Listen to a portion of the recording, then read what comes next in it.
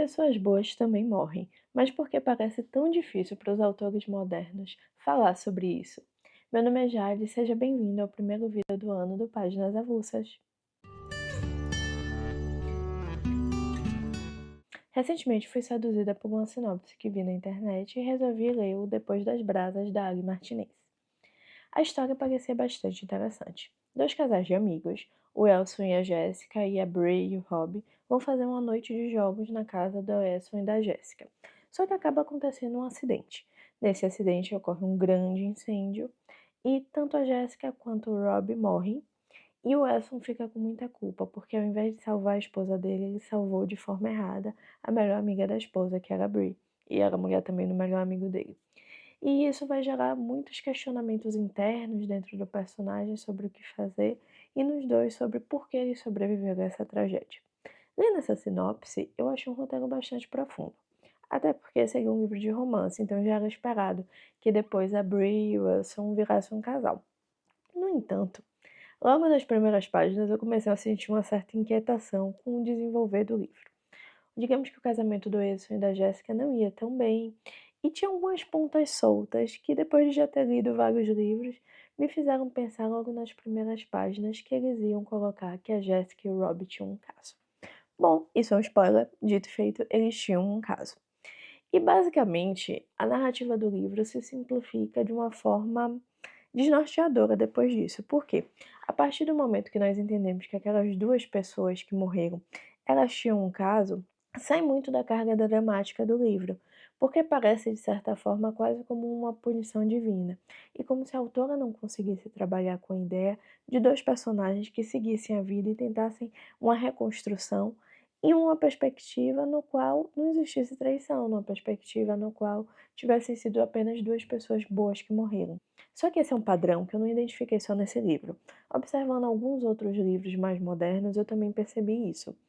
É um livro que eu gosto bastante, da Dani Atkins, A História de Nós Dois, é sobre a perda da melhor amiga da protagonista. Só que a protagonista, depois que perde a melhor amiga, acaba descobrindo que ela tinha um caso com seu noivo, ela estava na beira do casamento. E isso diminui muito da carga dramática sobre a perda. Eu também percebi um padrão semelhante num dos meus livros favoritos, que é Aos Perdidos com Amor.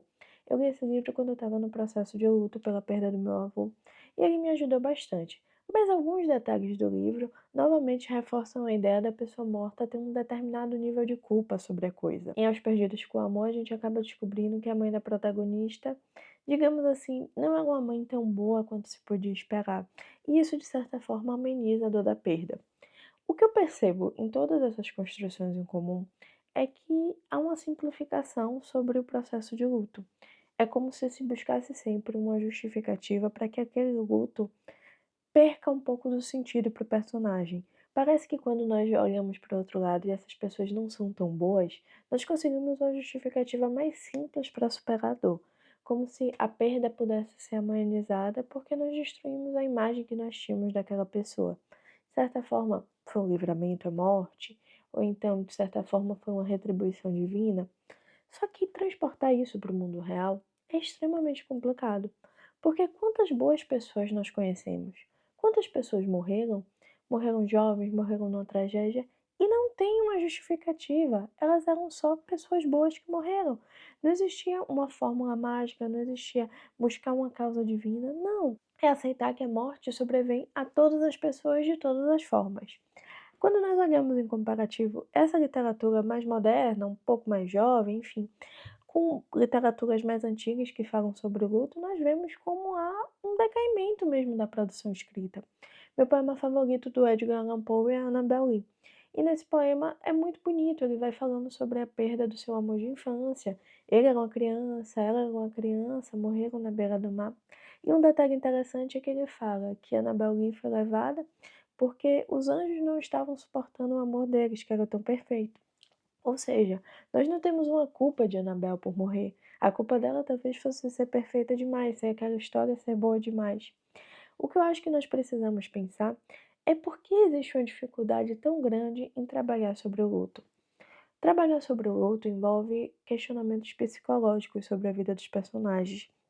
Envolve sair muito da história padrão de romance, em que você tem duas pessoas se apaixonando, alguns dificultadores, mas é algo relativamente simples, de uma resolução simples. Só que todas as vezes que nós adicionamos a morte na equação, nós temos um trabalho que tem que ser muito mais complexo. Veja, lidar com o luto, cada pessoa vai fazer de uma forma, mas não é um processo simples e indolor.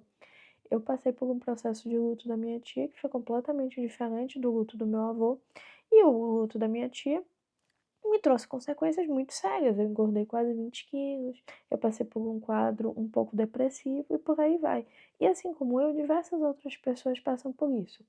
Então me incomoda muito todas as vezes que eu pego um livro que usa uma proposta como o luto para desenvolver sua história, não fazer isso. Eu me senti traída quando eu li Depois das Brasas, porque eu peguei o livro por uma sinopse interessante. Imagine o quanto seria complexo se fosse um livro em que duas pessoas boas simplesmente tivessem morrido. Como seria difícil para os protagonistas superarem isso, o tempo, o desenvolvimento de personagem que seria necessário, as narrativas.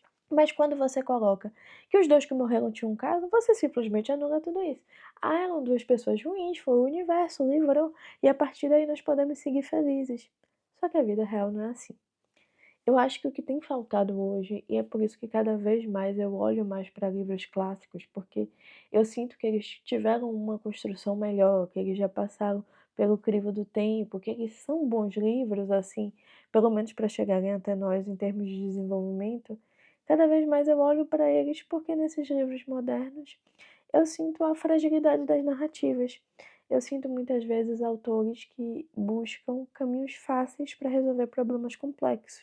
Uma resolução fácil para o luto, culpa, e por aí vai.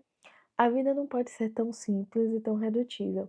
Talvez esses livros mais simplistas em termos mais complexos reflitam a própria sociedade atual, em que nós queremos fazer tudo o mais rápido possível e não queremos ter uma maturação para os problemas, maturação para os sentimentos, uma construção melhor das coisas.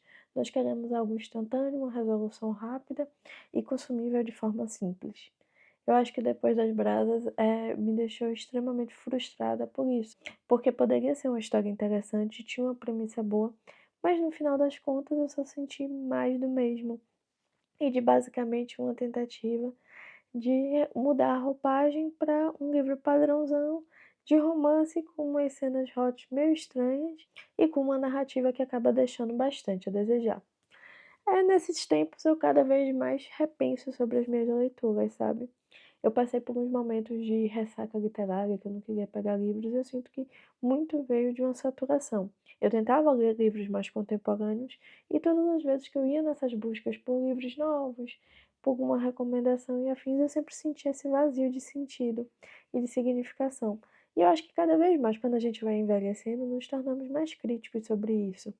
Esse livro tem uma nota de avaliação muito boa e eu, sinceramente, eu não consigo entender por quê. Até o caso dos protagonistas, o caso entre os maridos dos protagonistas, é feito de uma forma extremamente previsível, gente. É uma fórmula muito padrão, sabe?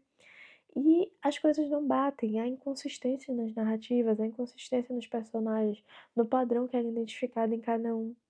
Mas estamos preocupados com isso? Talvez não. Mas a verdade é que se nós queremos encarar a literatura enquanto uma forma de arte ainda hoje, ela precisa de um tempo de maturação e ela precisa de construção. Eu não sou a linha de pessoa que considera que tudo é arte, assim como eu tendo a cada vez mais considerar que nem tudo deve ser considerado boa literatura. Claro que leitura por leitura acaba sempre valendo, mas o meu convite é: vamos tentar ler algumas coisas com um pouco mais de reflexão e um pouco mais de sentido. Então é isso, hoje eu fico por aqui, nos vemos no próximo vídeo.